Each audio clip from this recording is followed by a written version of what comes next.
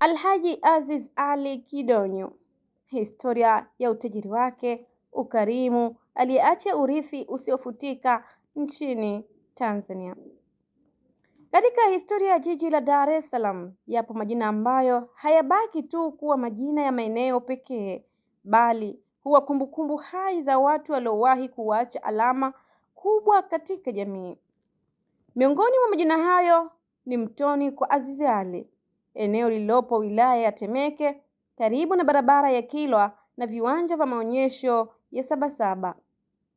Lakini nyuma ya jina hilo kuna simulizi ya mwanaume aliyekuwa na maono, bidii na moyo wa kusaidia wengine.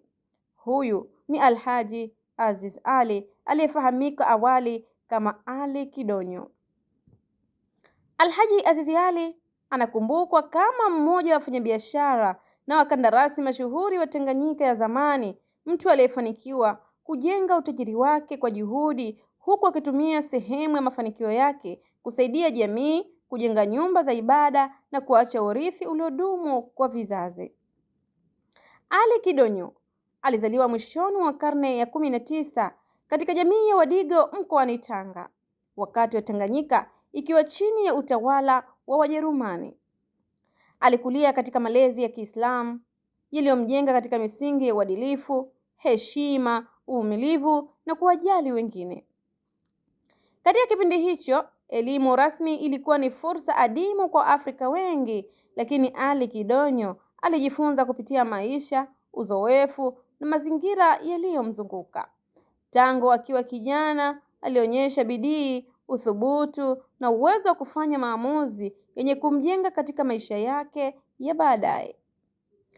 Kabla ya vita kuu ya kwanza ya dunia mwaka 1914 hadi mwaka 1918, Ali Kidonyo aliingia katika jeshi la Wajerumani lililokuwa likijulikana kama Schutztruppe. Kupitia maisha ya kijeshi, alipata mafunzo ya nidhamu, ujasiri, uvumilivu na kupanga mambo kwa utaratibu. Baada ya vita kumalizika na utawala wa Tanganyika kubadilika kutoka kwa Wajerumani kwenda kwa Waingereza, alianza maisha mapya kama raia wa kawaida jijini Dar es Salaam. Baada ya kuwasili Dar es Salaam, Ali Kidonyo alipata nafasi ya kufanya kazi kwa mfanyabiashara mmoja wa Kigoa. Kutokana na uaminifu wake mkubwa, bidii na namna alivyotunza mali ya mwajiri wake, mfanyabiashara huyo aliporejea kwao alimwachia malori mawili kama zawadi ya kumshukuru. Kwa wakati huo, kumiliki gari kwa Mwafrika lilikuwa ni jambo kubwa sana. Malori hayo makubwa mawili yakawa mwanzo wa safari yake ya kujitegemea kiuchumi. Akitumia mtaji huo, Ali Kidonyo alianza biashara ya usafirishaji wa vifaa vya ujenzi na baadaye akaingia rasmi katika sekta ya ujenzi.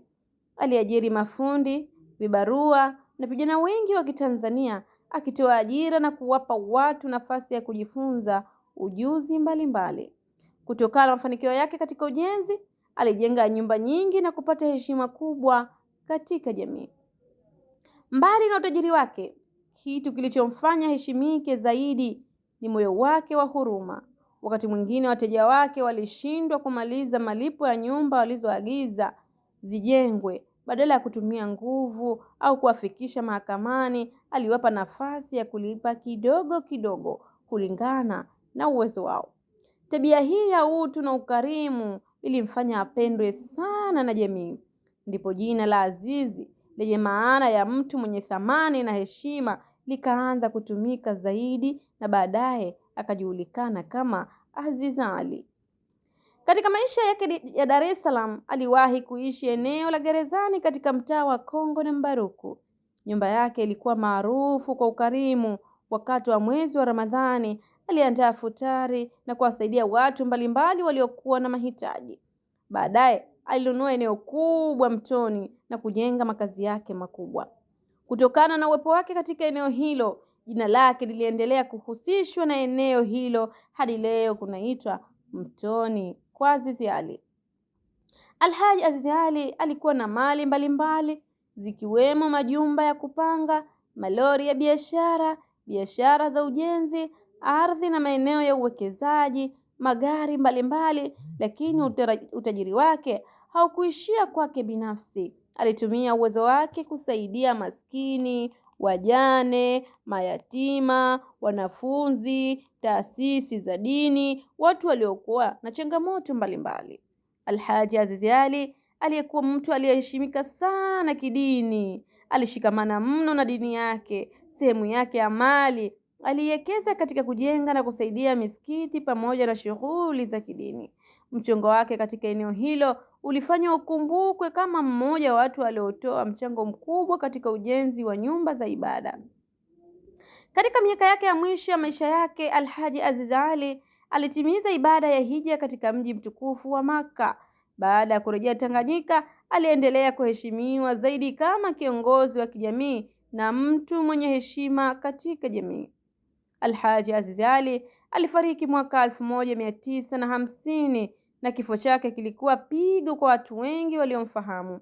Aliacha nyuma kumbukumbu ya mtu aliyekuwa zaidi ya tajiri. Alikuwa mfadhili, mjenzi na mtu aliyegusa maisha ya watu.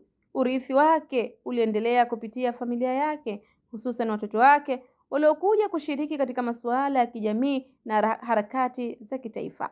Miongoni mwa watoto wake aliyefahamika sana ni Dosa Aziz, ambaye alihusishwa na harakati za kupigania uhuru wa Tanganyika kupitia TANU. Dosa Aziz alikuwa miongoni mwa watu waliotoa msaada wa harakati za kitaifa katika kipindi ambacho rasilimali zilikuwa changamoto. Familia ya Azizi Ali ilibaki kuwa sehemu ya simulizi ya maendeleo na mabadiliko ya kisiasa yaliyokuja kuifikisha Tanganyika kwenye uhuru wa mwaka 1961. Miongoni mwa wake waliotajwa katika historia familia yake ni Bi Bwana Saburi Ali aliyekuwa mama wa Dosa Aziz. Baada ya kifo cha Alhaji Aziz Ali, familia iliendelea kuhifadhi heshima na urithi wake. Alhaji Aziz Ali Kidonyo ataendelea kukumbukwa kama mmoja wa watu walioweka alama muhimu katika historia ya Dar es Salaam na Tanzania kwa ujumla. Kutoka maisha ya kawaida hadi kuwa mfanyabiashara mkubwa, alionyesha kuwa bidii, uaminifu na moyo wa kusaidia wengine vinaweza kumfanya mtu aishi katika kumbukumbu za vizazi vingi. Leo tunapotaja Mtoni kwa Azizi Ali, tunakumbusha si eneo tu, bali tunakumbuka maisha ya mwanadamu aliyefanya mafanikio yake kwa baraka na kwa jamii. Mtumwa Suleiman, VOP TV. Tembelea YouTube channel yetu VOP Online TV kwa habari moto moto. Subscribe kisha bonyeza alama ya kengele ili kuwa wa kwanza kupata taarifa zetu. Usisahau kulike, kucomment na kushare. VOP Online TV.